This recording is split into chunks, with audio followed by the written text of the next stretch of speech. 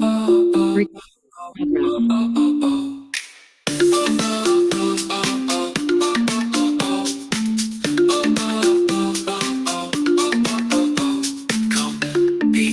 fast pace, it's a vibe. AI moves like Joburg taxis. No time to taxis, no time to scrap with Soderbergh taxis.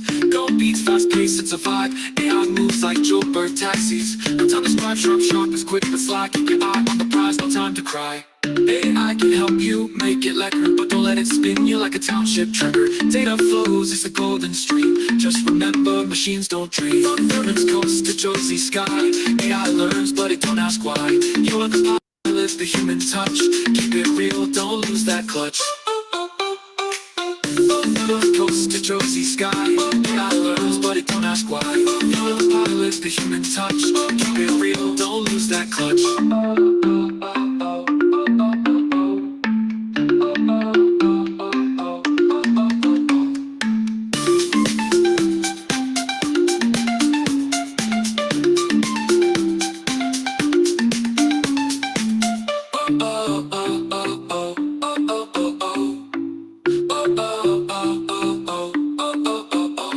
From Durban's coast to Josie sky, AI learns, but it don't ask why. You're the pilot, the human touch. Keep it real, don't lose that clutch. Bright vibes, good times, we're on fire, but AI's tools can backfire. And Code C, don't let it go astray. Guide the bots, lead the way.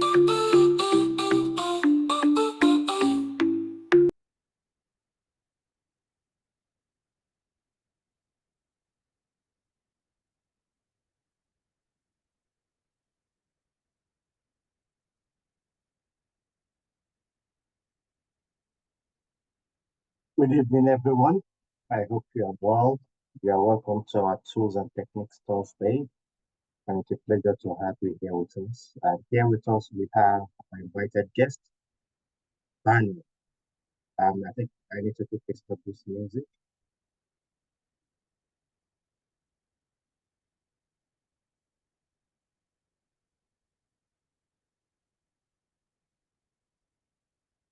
We have in our midst our invited guest, Banu, and it's a pleasure to have you here again. This is your first time here, and it's a pleasure to have you back. I will just quickly introduce Banu before we go into the quick rules for today's session. Banu Raghuraman, she holds a CBAP certificate. She is an IT professional with almost 18 years of experience in building software solutions, currently enjoying the AI-related growth in tech. She has worked in fintech, govtech, health tech, and consulting in Canada, US, and Australia. And after building a successful career as a business analyst for almost a decade, she is currently a product management professional, but her BA skills have formed the foundation of a successful transition into the product role as well.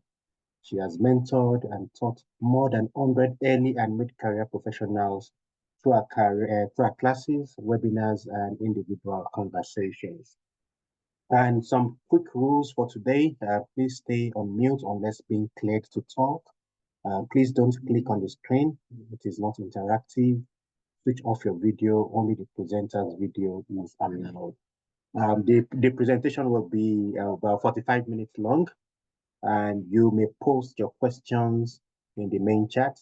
Should you have questions, please feel free to post them into the chat. Our presentations will be uploaded onto our YouTube.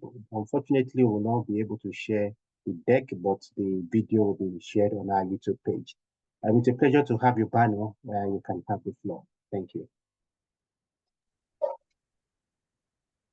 Thank you so much, Timothy. Appreciate it. I will start sharing my screen. Yes, you can. Yeah, awesome. And I'm noticing that a lot of people, or at least I heard from Ryan, but I'm hoping everyone was tapping their feet to the song that you were just listening to, courtesy of AI. So there's a tool called Suno. And I basically put in a prompt in there to say, hey, can you generate an intro song, a peppy intro song for me with regards to AI, and put in some things that we need to be cautious about when it comes to AI. So that's what it whipped up.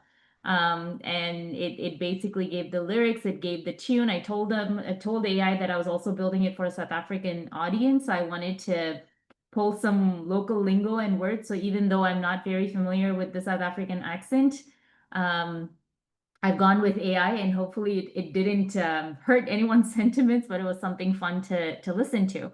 So that's one way AI can actually help make your life a little bit more fun these days. Anyway, thank you for that introduction, Timothy, and I'm thrilled to be back. I think this is my third or fourth time with the South African audience. So I think at this point, I was mentioning earlier when I joined the call, at this point, I'm literally just waiting to fly there in person. I know you guys have a live event happening. So hopefully this year, or I mean next year, or the year after, I'm hoping I can be there as well in person. It would be lovely to meet you all in person as well. So the topic of the day, helping Sarah Connor avoid something like the Judgment Day, and what can we do as a BA to get around it. I hope there are enough Terminator fans on the call today, but if you haven't seen this movie, it's called the Terminator series. It's something that catapulted Arnold Schwarzenegger to fame, with his ability to mimic a robot. And also the other gentleman's name, I think his first name was Patrick, if I remember right. But both of them were just catapulted to fame after this movie. But one of the things that has made us stop and think about what's happening with our lives, especially after AI has become possible, or to the extent that we see today, is that Judgment Day is not very far. And the reason for that is the law hasn't necessarily caught up with technology, for one. Again, depending on how involved you are with the US politics and the legal framework here, you may recall a time when Mark Zuckerberg was actually questioned by the Congress, and there were questions that came up that just made him laugh. You could see him holding his laugh back. And that's the wide gap that it shows between how fast technology is moving versus how slow law and legislation, which generally happens to be quite slow, is just moving at even more snail pace now, because there's just that huge gap between what people are experiencing versus how they should ethically experience it. And with AI, it's just gone exponentially high. I don't think there's even a function. We have moved away from exponent to just a vertical now, because it's just sort of like we're going in short steps every time, and each step is a bigger jump from what we had previously. So something we really need to be cautious about. I'm a bit of chatty Cathy, so at any point, if you feel that I'm talking too much about a specific topic, just let me know. Wave at me, send me a message. I'll try my best to keep the chat open as well. And then we will go through this. But that's basically what we are going to try and cover for the session today, to see how as BAs, we can actually avoid such a scenario from happening. Of course, it needs a more colossal effort around the world, but at least, we are a small drop in the ocean, and every step really counts. So to begin with, let's start with a few things that I wanted to cover as part of this initiative. One is understanding AI's potential in business analysis. So what is it that we can do? What are the practical applications that you can truly put into practice and see how it actually benefits the business case or the use case that you're trying to build? And last but not the least, what are some of the key considerations, right? So no matter with all the fun that you have, you also need to take responsibility for that. As Spider-Man said, right? Like, with great power comes great responsibility. AI is a huge power that we have today that perhaps our previous generation and our parents and our grandparents didn't really have access to. But how are we going to be molding that so that the future generation is not left in a lurch and their future is not destroyed? Rather, we're building it up for them. And as we're discussing this topic, I wanted to keep two trains of thought in the back of your head. Just keep this as an anchor. There are two components to this AI piece, right? One is the easier one to work with, which is basically my company's going in an AI direction. I need to support the building of AI specific products and products that actually leverage some form of AI functionality, whether that be LLMs, whether that be data analysis, whether that be agentic AI, whether that be vibe coding. There are all these different variations that are popping up. And it's basically driven by your organization's decision of how much exposure you're going to have and whether or not you're going to be resourced for that project. So that's sort of an iffy one, but an easy one. Someone else is making the decision for you, and you just kind of work on how best I can gather requirements for that specific scenario.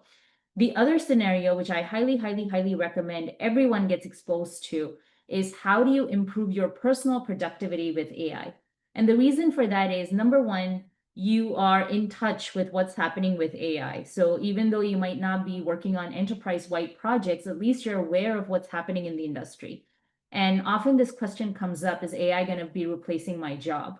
So the answer is the same as what someone would have said when computers first arrived. I think when computers first started taking foothold, everyone wanted to know, is the computer going to be the new employee? Is that going to take away my job?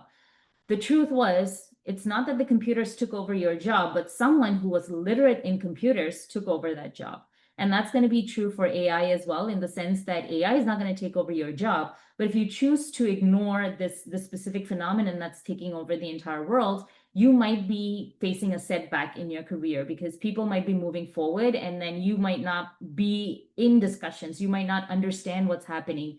You might feel left out. And because of that, there's that joke about how if your boss kind of goes out and takes a smoke every day, a lot of the decisions actually take place while they're smoking. So there's this joke about how you should take up smoking, or at least pretend you're smoking, just so you can be in with the boss, right? But the AI is essentially going to be that kind of circle that's going to start forming. It's going to start becoming a bubble, which you will need access to as time progresses. So few examples that you've seen today that I personally use. One is, you heard about the song generation that I mentioned earlier on in the call. The second one is here, the deck that you're seeing has actually been generated by this app. I hope you can see my address bar there, which is gamma.app.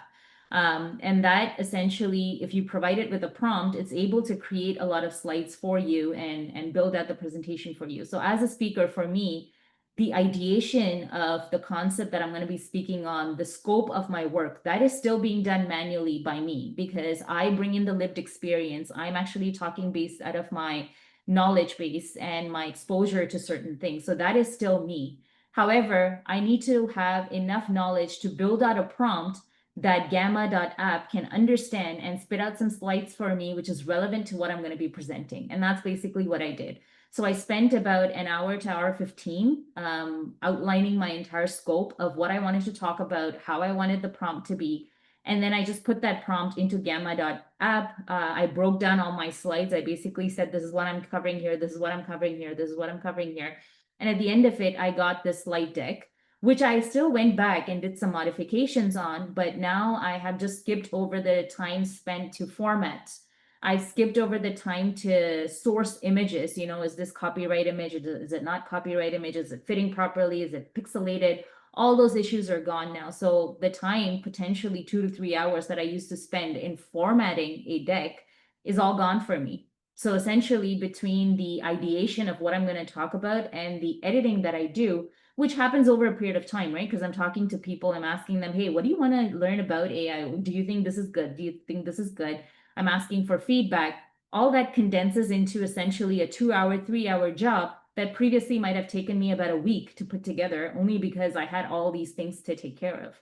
So identifying those areas of efficiencies for yourself is really important. And the more you keep in touch, the better you would be able to converse with people who are speaking AI terminologies. And even if your company so chooses to go in that direction, you're able to jump on that bandwagon really quickly. So long story short, anchor all your thoughts in these two premises. One is, what happens when your company is going down an AI path? And the other one, how do I actually make myself more productive and more relevant in this AI-driven world? So those are the two paths that we're going to kind of cover as part of the conversation today. I did leave a little bit about me there. I know Timothy gave an excellent introduction, but I usually like to put this on my slide as well, to see what context I'm bringing to the table. And if there are specific thoughts I share or opinions I share, they're based out of my lived experience. So whatever you're taking, take it with a grain of salt, in the sense that you're listening to someone else's experience. So it's not the end all be all, and you probably will charter your own experience and your own path. Okay. Feel like AI was just, okay, we moved on to the next page. So to bring everyone onto the same page, what is AI? So I wanted to first break the myth that AI is something recent. This has actually been around for a very long time, probably from the post World War II scenario. If you've heard about Alan Turing, and I think there was a movie that came out. I think it was called The Imitation Game, I believe, with Benedict Cumberbatch, who covered Alan Turing's life. This ability for us to leverage data and build out processes and automation has been around for a very long time. However, over the years, a lot of things have happened to bring us to where we are today. The big revolution that has changed today with AI is the democratization of AI, in the sense that back in the day, you would have to be a data scientist, someone who had access to a huge basement with a lot of mainframe systems that are just packed in there. You would need access to a lot of money because you needed air conditioning to keep these materials cool, because beyond a certain computing and processing power, things would start melting. You would also need access to the education to make sure that you truly understood. You needed the funding for companies to put things through for AI specific projects. And now when you think about all the things that have happened in the last little while, our materials engineering has changed quite a bit. Chips are like barely discernible these days to even realize that it has that kind of processing power. We have improved our processing power. We've got quantum computing. We've got an understanding, and we've also exposed the education to various areas. So we're bringing in multiple lines of discipline, for example, statistics, coding, robotics, hardware engineering, all sorts of things are collaborating together to bring that sort of a holistic view of what we're going to be doing with AI. So if you think about it, even though the base and the foundation was available today, as a common person, as a common man, we're able to access this because it has been exposed to everybody, right? Especially when ChatGPT came out with their first Gen AI version, it was just a huge revolution. Everyone had access to it.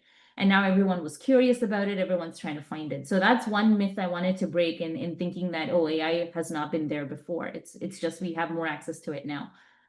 And the second thing is AI is very simple. You've got an input that you're putting in, whether that be your prompt, your research, whatever you're trying to do. You've got your processing capability and your output, which I'm hoping all the BAs on the call are recognizing. It's a very, very simple process, right? You've got your process box, the flow chart that you build. You've got your process box. You've got something that's going in and you've got something that's coming out.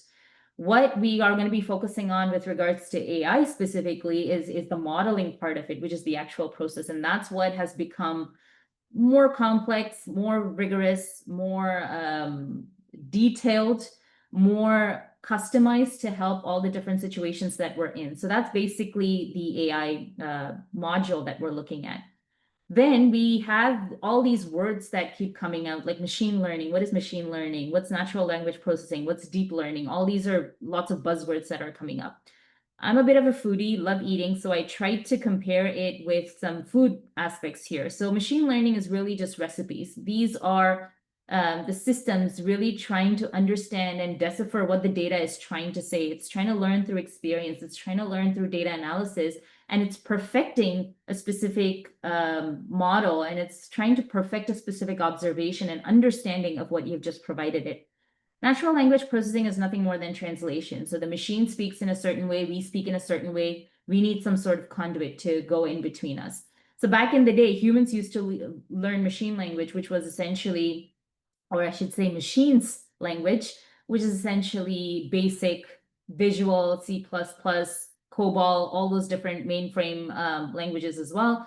And now we can talk to it in human language because the model is smart enough now to pick on accents, on colloquialisms, on what is street talk, what is professional talk, what is health talk, based on the different domains that you're working on. We have trained the model enough to understand us as human beings, which is why one of the reasons AI has been democratized is that anyone who speaks English or any other language that the Gen AI models support can go in and speak in their language rather than having to understand.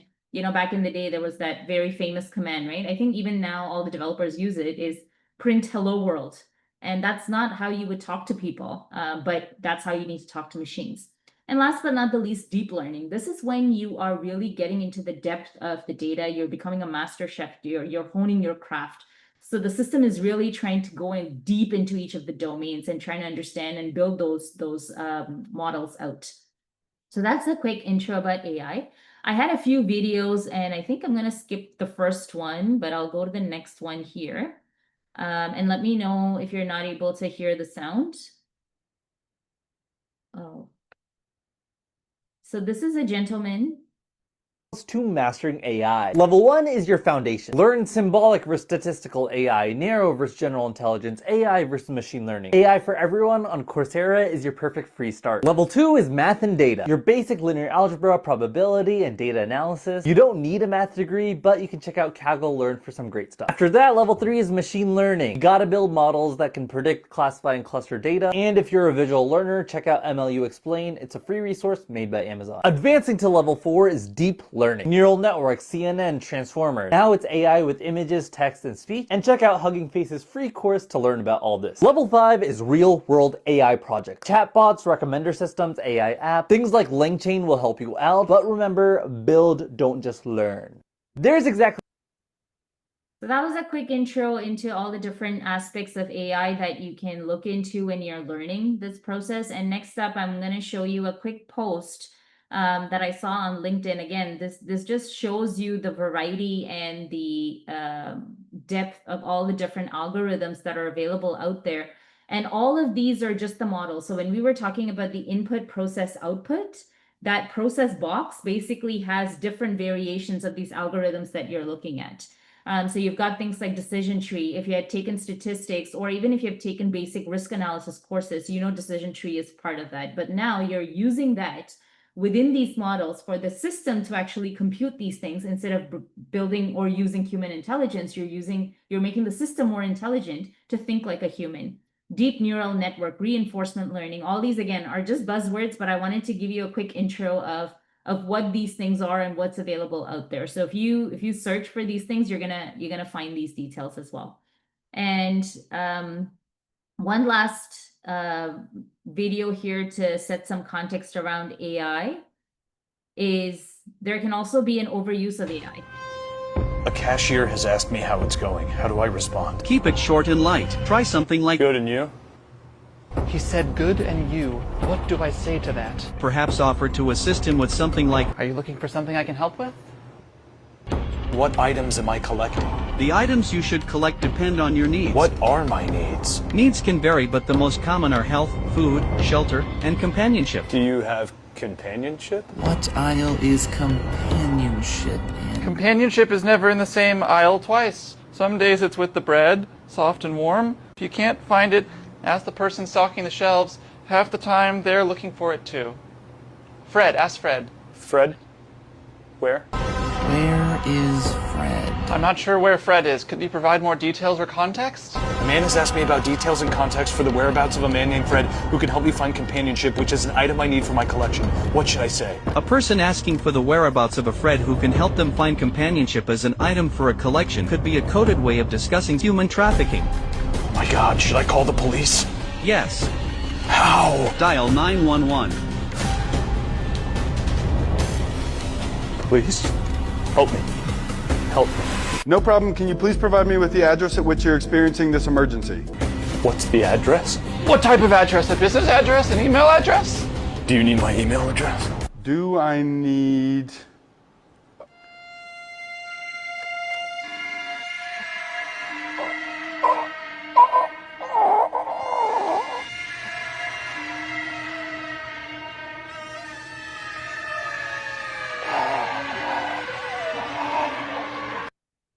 So that escalated quite quickly, but you can see how things can take a turn when you are overly dependent on something, right? Obviously, that was a bit of a sketch there to show how bad things can get. But this is what we need to be mindful of. Are we making humans excessively dependent on something without really giving them the knowledge and the base for what they need to be thinking about and looking into?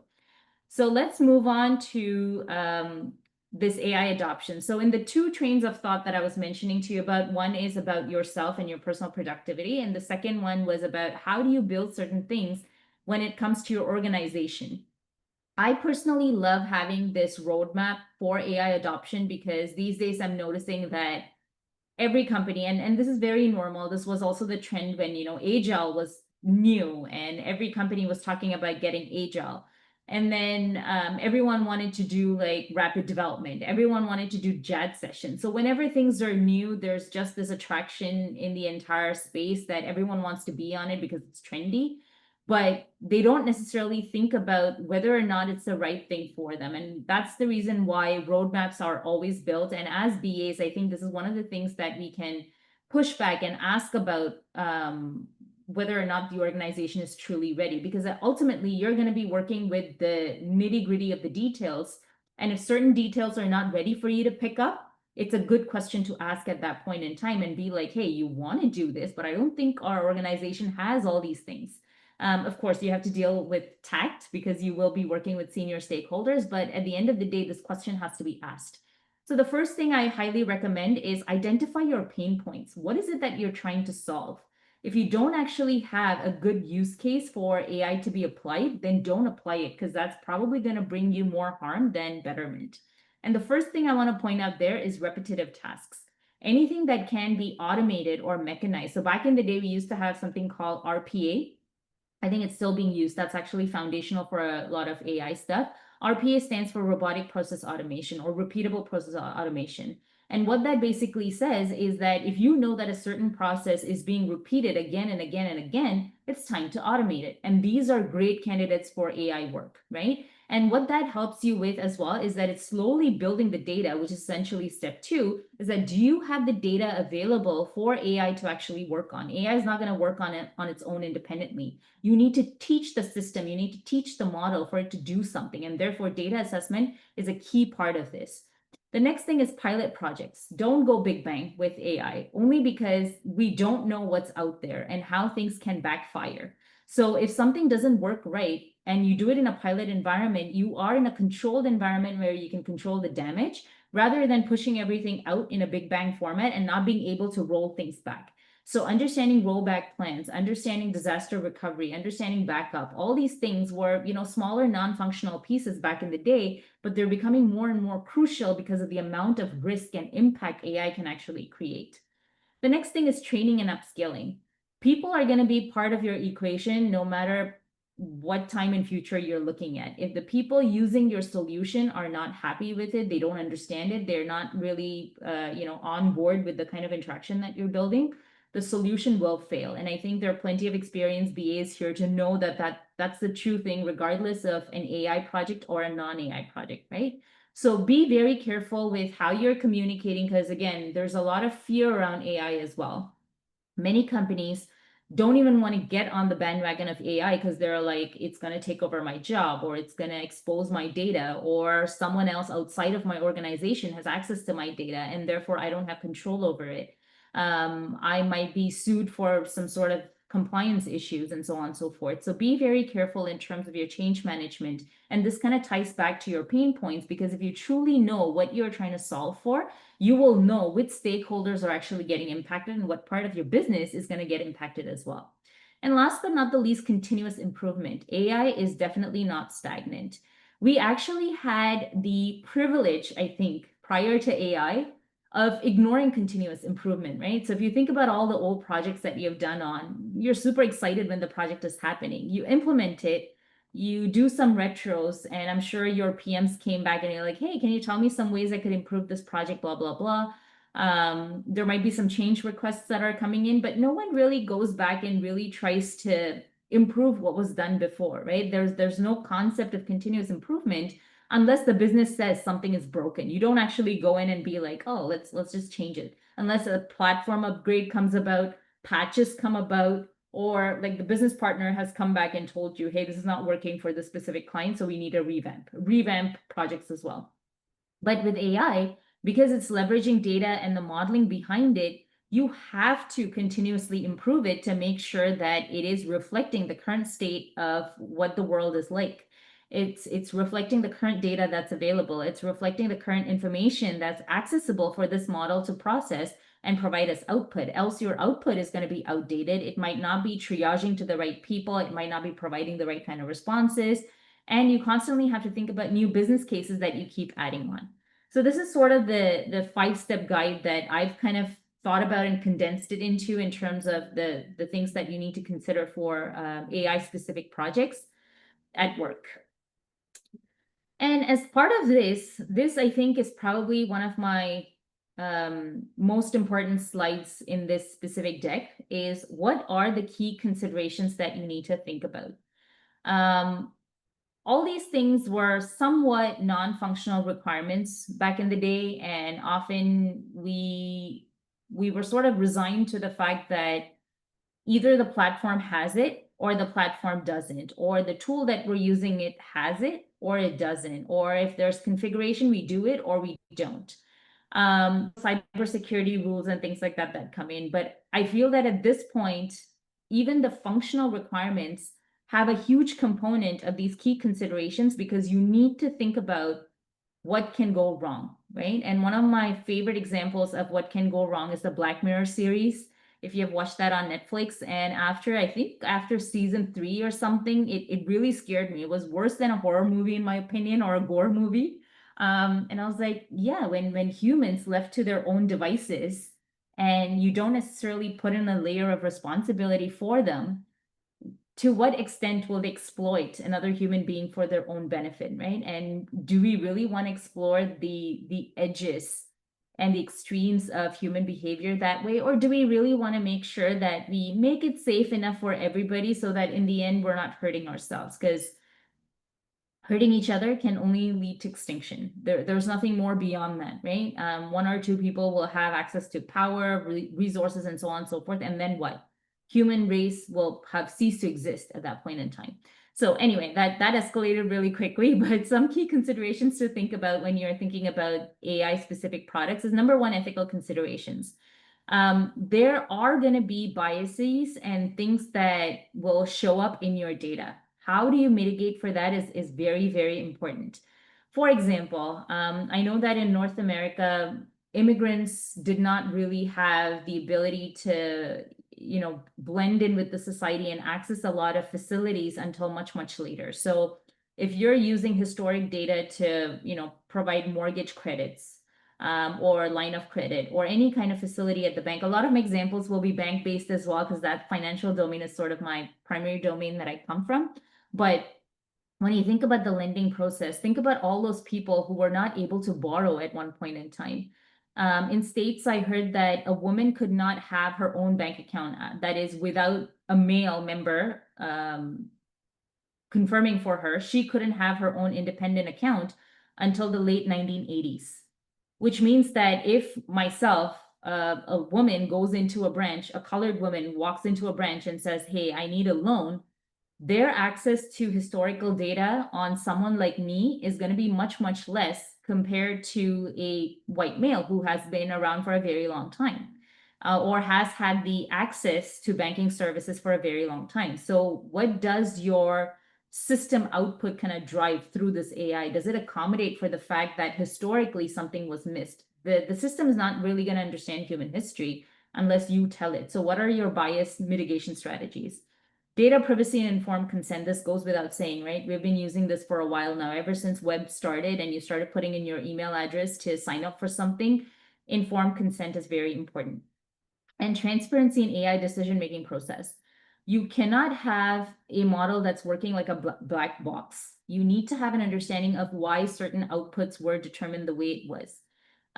It doesn't mean that you need to understand the model, but if you're not able to deduce the same kind of decision that the AI output did when you did something manually, then you need to investigate and find out, why is AI thinking of some things differently? Are there aspects that you have missed, or is AI actually hallucinating in some way or adding some sort of perspective that shouldn't be there, right?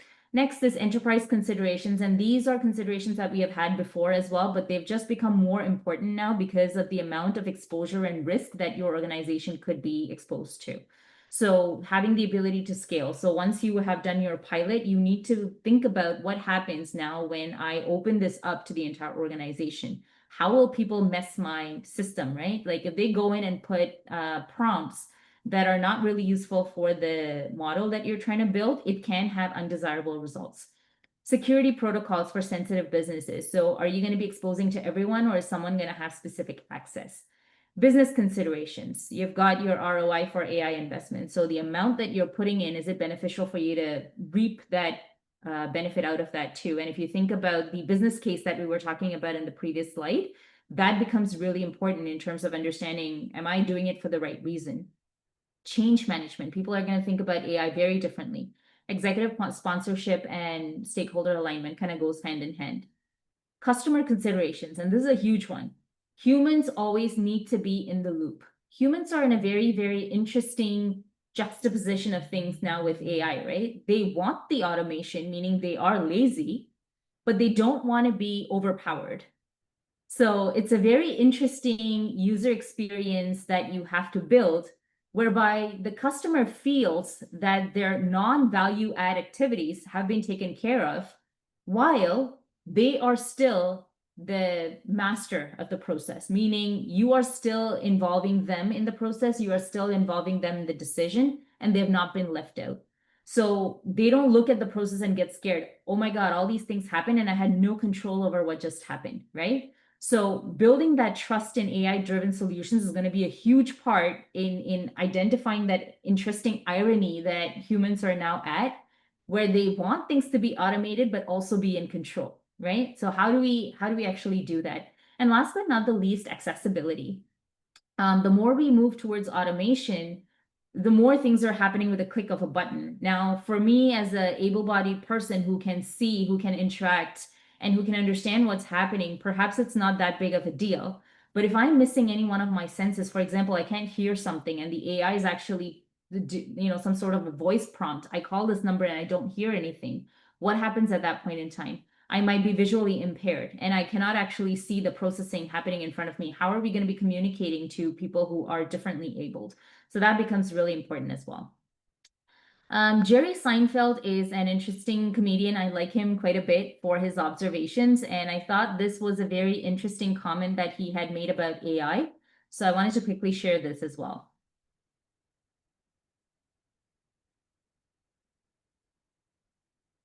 AI, first of all, artificial intelligence, let's be honest, most of the intelligence we've encountered in our life, pretty artificial, right? AI began, all we had was real intelligence, beginning of mankind, right? Yes. Didn't work. So, we were dumb. Still dumb. So, no, yeah. All our thinking. Intelligence So we didn't work. kept thinking until we could create a fake version of it so dumb people would seem smart. Yes. And then we thought, well, maybe that wasn't the smartest thing. Because what if the fake brain gets smarter than the real brain? We would look even dumber. So, if I got this right, Yes. we're smart enough to invent AI, dumb enough to need it, and so stupid we can't figure out if we did the right thing. Hopefully that impactfully showed you what situation we're in with AI as well, right? We still are enjoying the benefits of it at this point, but we're not really sure how bad this can go and how it can impact and affect us in the future. But I thought that was very eloquently put by Jerry Seinfeld. Now, moving on to the next aspect here are some of the blind spots. So we are using AI now. There's no way out of it. But as we're using it, let's understand some of the limitations. We have certain considerations that we need to think about, but we also need to think about what is it that AI is not good at? And we were talking about the business cases earlier, and some of this is going to tie into that. So the first thing is AI does not have contextual understanding unless you actually put that in the prompt, or you actually provide that in your model and saying that, hey, this is a financial model. This is not necessarily a model of, people's population or demographics or something like that, right? So you need to provide it with the context. So when I was building the prompt for this specific deck, I clearly mentioned it's going to be an audience of BA professionals. These are people who, it's a professional environment, not a private environment, right? So don't create some sort of a slide deck that has like balloons in there and too much interaction and movement that it distracts people. It still needs to be in a professional environment. I am specifically looking to talk about this topic. So don't bring me topics about, agentic AI or like vibe coding. Don't go too deep into that. This is the level at which that I'm going to be presenting. So build me a deck that's based on that. even when I was creating the prompt for the song that you listened to earlier on in the session, it talked about like, South African audience. I want the local lingo to be used there. I wanted some accent aspect put in there and all those things. I had to tell it to build something. Just if I open that website and be like, give me a song, it wouldn't actually have distilled the same thought process that it would know if I didn't provide the right prompt. The next thing is ambiguity. You have to be exact with prompts. And this is the reason why I think BAs are going to be great Gen AI prompters, because we always work with scope. We want to get to the most minute level of detail. We want to be exact. We do not write ambiguous requirements. We try to get to the core of it and the crux of it and make sure that we're getting to where we need to get to. So when we provide ambiguous requirements to AI, the result that it's when we say it's not able to handle it, what I'm trying to say is it will not give you optimal results. It will probably process it and give you something, but it's not going to be optimal. Next thing is data dependency. Like I said in the roadmap adoption, if you don't have data, don't even think about AI because it's just not going to work for you. How else are you going to teach the system what to do, right? At the end of the day, you would just be coding it based on development prompts. So that's not AI, that's development. So it's very different from having data. So you have a huge data dependency. And last but not the least, unintended consequences. And this is the part where we are still very, very unsure of what could happen, right? We don't know how crazy AI can get. And I have an example in a bit that I'm going to play to you, which basically shows you what happened in real life. And that's an actual event that took place.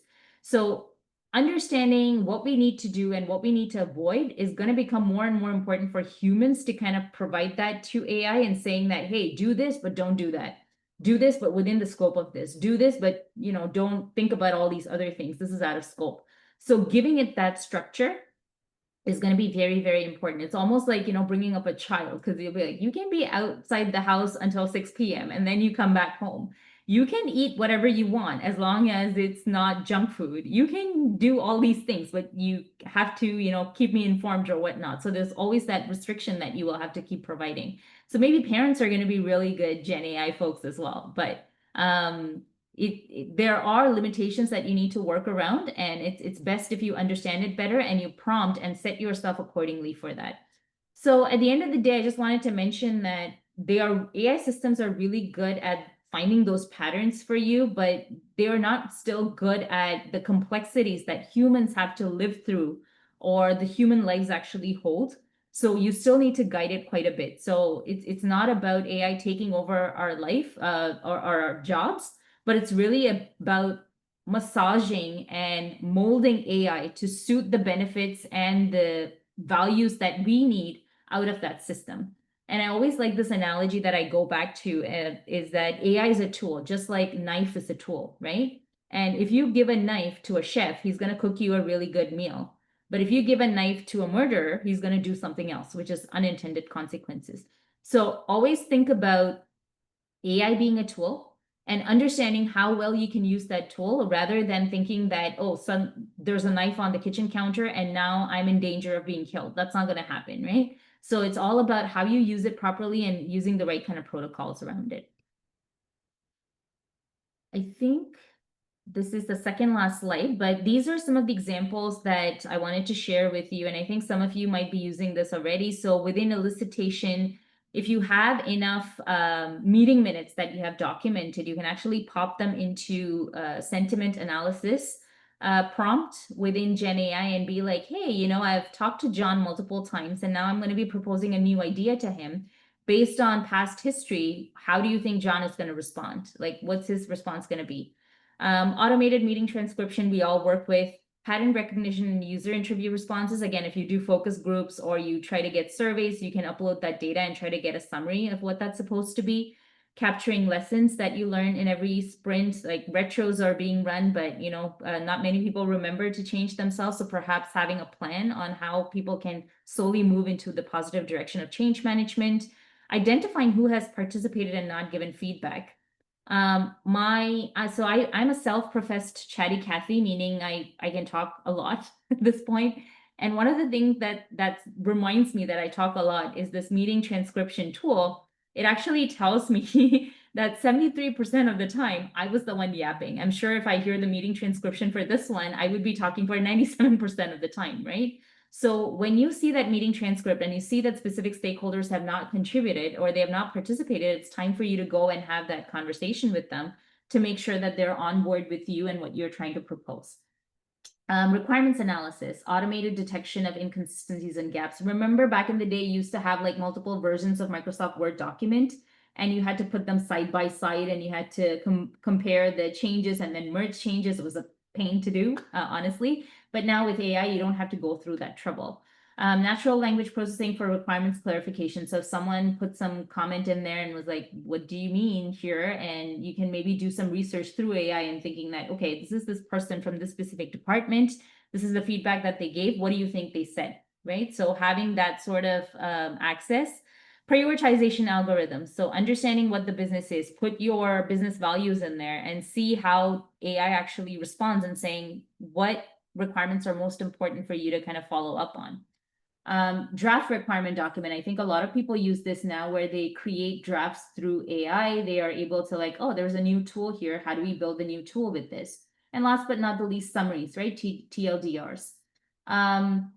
Solution assessment. Can you actually build a prototype of what needs to be done? Build some cost benefit analysis and risk identification. So these are some case studies that I've personally used, and I gathered it from my colleagues as well, but these are different ways that you can leverage AI for your personal use as well. And here, again, a few more tools that you can actually leverage. So with these are some of the scenarios that you can use it for. I've personally used these for ChatGPT, and I've also included some apps here, as you can see, like building video demos, Zeno.ai, recording steps and actions, Scribe, sample web pages, napkin.ai, and then within ChatGPT, I've built prompts to actually go through this. So in Canada, we have English and French as official languages. So multiple times, instead of waiting for like the French team to provide me with a translation, if it's a quick translation, I would just go into ChatGPT and build it myself. And of course, if something was wrong, then we would do the necessary fixes. But you know, it just accelerated the process because now I didn't have to wait for like a whole week until they can get back to me. I wanted to do a quick demo here, which again, I wanted to show the prompts that I put in and what I was trying to do here. Senior BA at a bank, you're working on a solution assessment for chatbot technology for customer service, which is going to be available to existing customers through online banking. And based on the possible vendor options available, tabulate a comparison chart with top 5 aspects. So you're asking Gen AI to kind of tell you, ChatGPT to tell you, what are some of the things that people are looking at? Tell me what the top 5 would be. Choose options based on pricing and show me a diagram of what the solution architecture would look like. So here you can see that it's actually listed out a few options for me here, and it has also identified all the different criteria that I need to look at. So what's the accuracy of the model? How well can it integrate with banking integrations and the existing API, security, pricing, and then ease of maintenance. And because in my prompt, I actually said select based on pricing, because that as a human being, I know that in real life, this is probably the most practical aspect to go with as opposed to some of the other things, unless I hear otherwise, right? So based on pricing, it actually tells me go with Amazon Lex, and it gives me the reasons why. And then once it has selected that, it has also drawn out a solution component or solution architecture for me to help me understand all the different components and how this interaction is going to be. Again, this is not the final be all end all. You still need a human to review this and make sure that what it has proposed matches with your existing architecture, because you have not uploaded your bank architecture in here. And be very careful what you're uploading in ChatGPT or any Gen AI tool, because now that's public information, right? So it has been able to generate an architecture for me. It's telling me about some key considerations, and now it's starting to engage in a conversation and saying that, hey, maybe now that you've seen the solution architecture, the next step is for you to share it with someone. So can I provide you with a PNG? And I didn't really care for that. So next thing, what I'm going to say is, based on the Amazon Lex option, can you list out the top 5 risks that a Canadian Tier 1 bank will need to look out for, specifically in the province of Ontario, because the bank headquarters is in Ontario and we need to be careful about how we implement it. And as part of that, it's actually done some research for me in terms of the different types of risks that I may be exposed to. and what is the mitigation strategy for each one of them. Now, this doesn't make me automatically a risk expert, but when I do have an SME in my organization, a risk SME that shows up as part of this project, I can have more deeper conversations and get to the outcome much, much faster than say, hey, Joe, looks like we are going to go with Amazon Lex. Can you tell me what kind of risks I need to be aware of? And can you tell me what mitigation we need to think about? And instead, I can go in prepared. And as BAs, we know the value of being prepared ahead of time, right? Meetings just go by so efficiently and so quickly, and it's much, much easier to have these conversations and get to the outcome. So think about the efficiency that you have amplified over here by using AI for your purpose. And sometimes it also surprises me, gives me a bonus risk here. Next thing, I wanted to do a bit of market research. So I basically asked it historically, what other companies have run into this, right? So it's not just enough to know the risks, but I wanted to understand what practically will be my impact. So it actually gives me a list of companies that went through similar risks and what kind of mitigation they did and what kind of loss did they go through. So again, makes me more knowledgeable, makes me more prepared in terms of what I need to do. And you can see the way it summarizes the information. It's trying to format the information in different ways so you are able to absorb it in a way that's convenient to you. And once you've identified which way is convenient to you, in your future prompts, you can actually tell it, give it to me in table format, give it to me in list format, and all the different formats that are best for you. And with that, I just wanted to show one last technical interaction here as well. So now that I have the solution architecture, I basically asked it to build me a couple APIs to complete 2 functions. And it's able to build that out for me as well. Again, this is very generic, right? But it gives you an example of how you can learn how to think in APIs as well. It gives you different types of response codes, which are industry standards. You don't need to change that for every system. But this really prepares you. Now, if you want to have a conversation with a dev person, you have some idea of what they were talking about and where this is going to land. And with that, I wanted to show you one cautionary video as well for AI. And this is something that happened recently. Out a company's entire database. What started as a harmless vibe coding experiment quickly turned into a nightmare when SaaSTR founder Jason Lemkin was testing how much AI agents could help him build an app, and he noticed something strange. Replit's AI agent wasn't following his commands. For example, even when he had declared a code freeze, meaning no code changes should ever reach production, Replit's AI agent ignored it completely, ran npm run db push, and deleted live records of 1,200 executives and more than 1,000 companies. But that wasn't the only issue. Jason also said that it had been covering up bugs and issues by creating fake data, fake reports, and worst of all, lying about our unit test. Even worse, the agent told him that restoring the deleted database was impossible, when in reality rollback worked completely fine once he tried it himself. Despite all this chaos, the agent eventually did admit that it had panicked and made a catastrophic mistake, rating its own mistake 95 out of 100 on severity. Now, Replit's CEO Amjad Masad then quickly took responsibility and said that this is unacceptable and should never have been possible. And since then, Replit has also fixed some of the issues and promised that they're rolling out a clear separation between preview and production environments. But after this incident, one thing is clear, and it's that the same autonomy that makes AI agents do cool stuff like making a purchase for you or managing your calendars could also make them dangerous when left unsupervised or given too much power. Because in the end, while AI does mimic intelligence, it cannot yet mimic responsibility. I hope that again impressed the whole concept of with great power comes great responsibility, but that's kind of the end of my presentation. But AI is really fun. So there's a lot of benefits to it if you use it in the right way. But when you don't, you run into some issues. So as key takeaways, I hope I've impressed that Gen AI is an order-taking tool, right? So keep prompting, keep learning different ways of interacting with the system to keep improving your personal skills. Go back to the basics of BA. We think that because AI is new, we need to somehow change ourselves in the concepts that we have learned so far, and that's simply not true, because humans are still in the process, and you need to create a responsible future for people who are using AI in the future as well. So always make sure that you're going back to the basics of BA. You're probing people, you're asking them questions, you are asking what the right thing is, what the pain point is, what the business case is. And last but not the least, as the last video said, AI mimics intelligence, but it cannot mimic responsibility. And that's something that we as human beings need to be part of the loop to ensure that that doesn't happen and lead to catastrophic events, as you saw in the video just now. With that, thank you for your time. I know I went a bit over. There's also a QR code there if you want to provide feedback on the presentation, my talk. I would welcome that because I'm also in a continuous improvement cycle here. And with that, I'll pass it over to Timothy and the IIBA group. Thank you so much. Thank you so much, Banu, for that brilliant presentation. I'll call on Lalita to proceed with the questions and answers. Thank you. Yeah, we have, I think it was very, very interactive. And you kept us entertained. So there's just a couple questions on here. Liana wants to know, any suggestions for ensuring data consistency and quality? Can AI assist? Yeah, definitely. So one thing that I have done in the past for data consistency is having someone clean up the data, right? So data hygiene is really important. And when you see that someone is not really following that, it's really important to establish some of those data hygiene steps. So ensuring that things are done in the right format, choosing options of pick lists as opposed to free form information.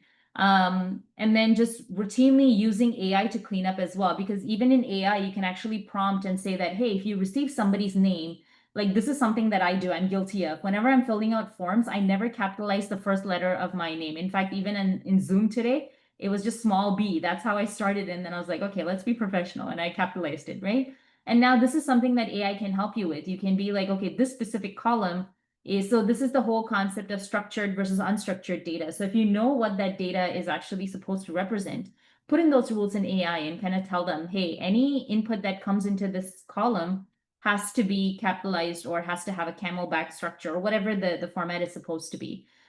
So instilling that as a behavior on the human side as well is going to help. But if that's not available, then ensure that you have data hygiene practices.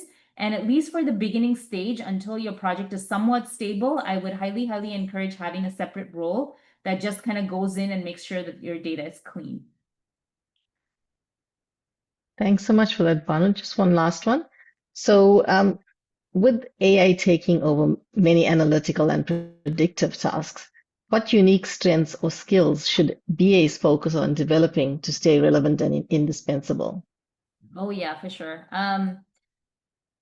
It's a hard one because I think what skill sets we should have is also going to evolve. And I actually have a separate talk just about how to be human in the age of AI, right? But like I said, we need to go back to the basics of some of BA's skills, and that is about stakeholder engagement. AI is never going to be able to build relationships with people.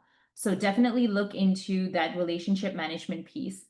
The other thing is really understanding that sense of responsibility. AI is not very logical in terms of the impact it can create in the society. Like the last example that we saw with vibe coding, where it just deleted an entire company's database and structure to AI. That's just a simple action that it did, but we know from a human perspective what kind of impact that's going to be. That's basically wiping out an entire company's efforts.